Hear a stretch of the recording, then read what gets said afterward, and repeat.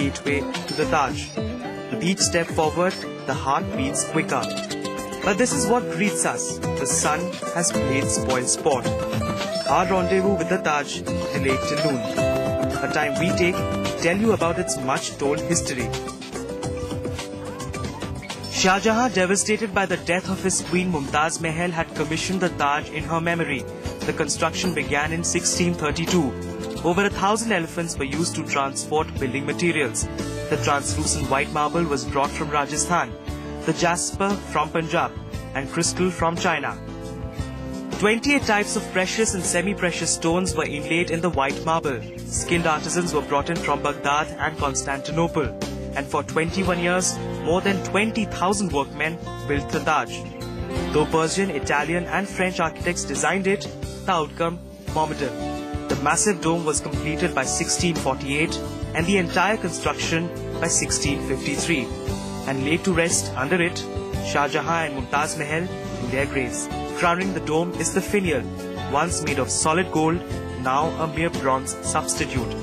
Many architects have rated Taj Mahal as the most perfect of all buildings on earth.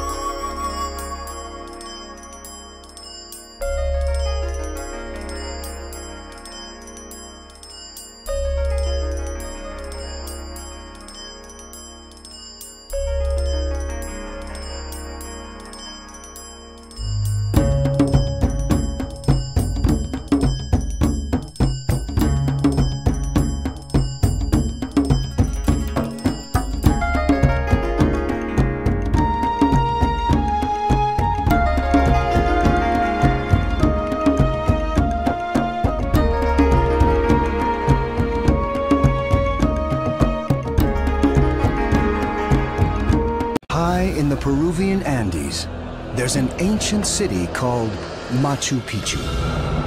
It is a ruin that defies explanation. Who were the mysterious people who built it? And why did they build it here? With no defensive wall, it doesn't look like a fortress. Instead, there are fountains and small pools,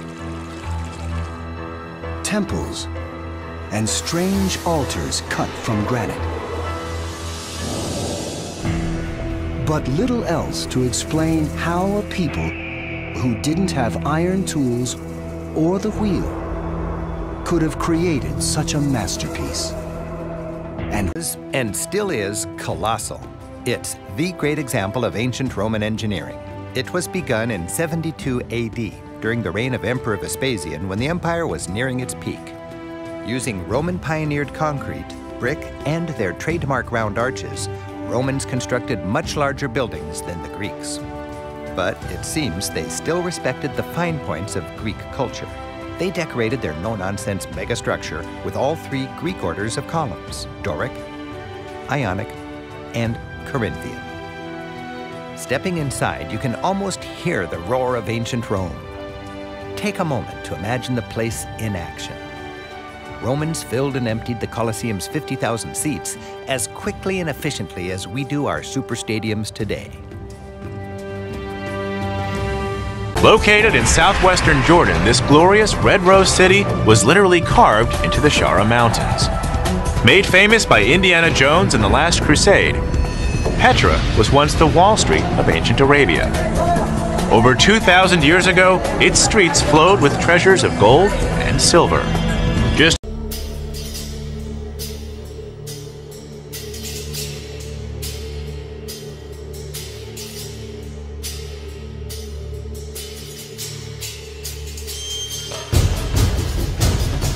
wonder.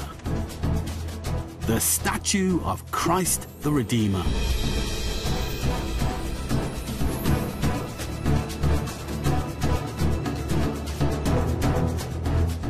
It's not just the wonder of Brazil, but also now, officially, one of the 7 wonders of the world.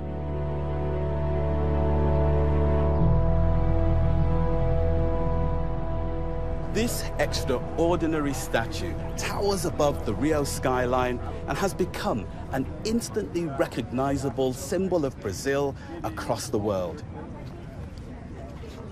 As you arrive at its feet, you see not only what an engineering marvel it is, not only the amazing view in every direction, but the grand ambition of its creator's vision. When it was originally conceived just after the First World War, Rio was Brazil's capital. A group of wealthy Brazilians feared an advancing tide of godlessness, and they wanted a big statue to help reclaim Brazil for Christianity. A symbol to signify the redemption of mankind at Jesus' crucifixion that could be seen all over the city. So they decided to build it on the biggest hill.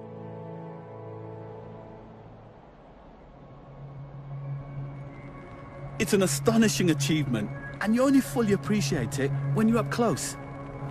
Despite its immense scale, the subtle details are amazing. You can actually see the marks of the nails in his hands, and his heart is clearly marked out too. It took 10 years to build and is 30 meters tall, and until very recently was the largest Art Deco statue in the world.